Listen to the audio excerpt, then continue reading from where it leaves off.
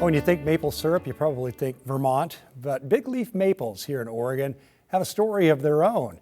In this week's Let's Get Out There, John Goodwin introduces us to a small nonprofit leading a sweet community effort. At first, it may not look like much. A forest, a few buckets, and a slow drip.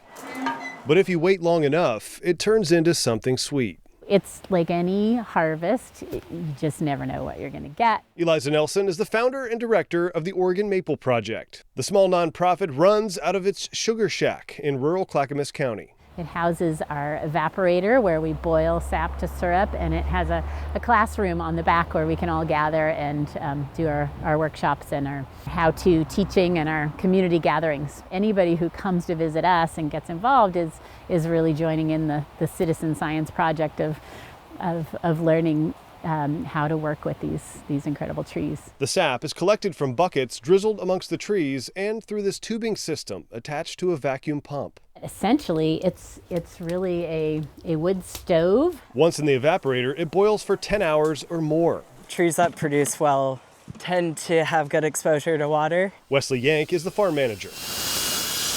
Trees are tapped with a drill and a small nozzle is installed.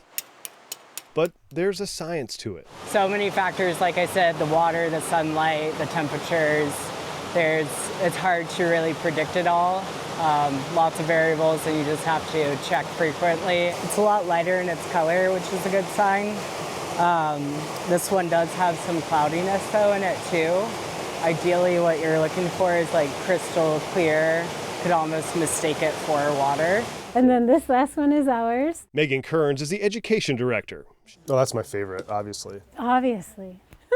She loves giving people a connection to the natural world and each other. We have family camps running throughout the winter, and it's a great time for children and parents to come out and just to learn together and to meet other families that like similar things. The sugaring season in the Pacific Northwest typically ends in March. As a nonprofit, they're always looking for sponsors and donors. More importantly, they invite you to come be a part of this sweet operation. So we wanted to make sure that we weren't just about product, we were about people coming together and having great experiences in nature and doing this amazing enterprise together. In Clackamas County, I'm John Goodwin. Let's get out there.